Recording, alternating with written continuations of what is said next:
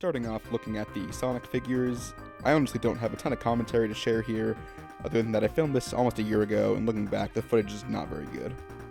When I was younger, I would buy really any Sonic figure I could find, which is why I have a bunch of random little figurines and such. Unfortunately, most of my collecting was done during the time that Tomy had the license, right after Jazzwares and before Jakks Pacific. Most of their figures just weren't that exciting. My favorite figures here are probably the Rosaurus and Jakks Pacific 6-inch collector's figure, although that figure needs better articulation. Tails has gotten some pretty awful figures throughout the years. The Jakks Pacific 4-inch one is good, except for the head sculpt. I've never liked how the mouth looks.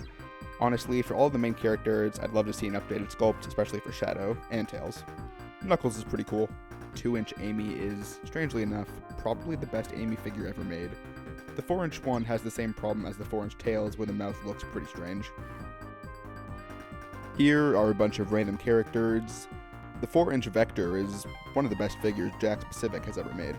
I find it really annoying how Jakks Pacific refuses to give a lot of characters elbow articulation. The 4-inch Shadow definitely has arms that are large enough to support elbow joints, so I'm not sure why that didn't give it to him.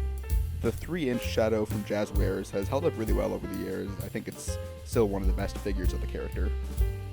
Dr. Robotnik is my favorite Sonic character, and there are a pretty good amount of quality figures of him, unlike some other characters.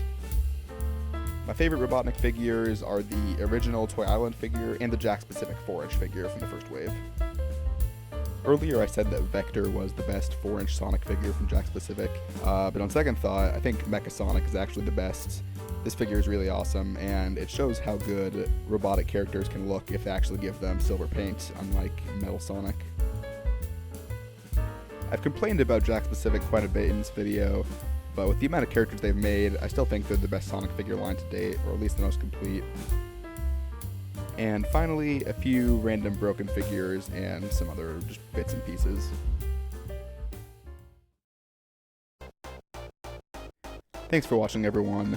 My collecting interests and priorities have been changing some recently, and because of that, this will probably be my last Sonic collection video. I've been collecting Sonic figures for over a decade now, and I just want to say I'm really grateful for my collection and for all the memories I've made along the way.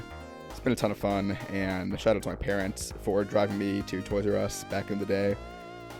Really miss the glory days. Thanks for watching, everyone. Hope you all have a fantastic day.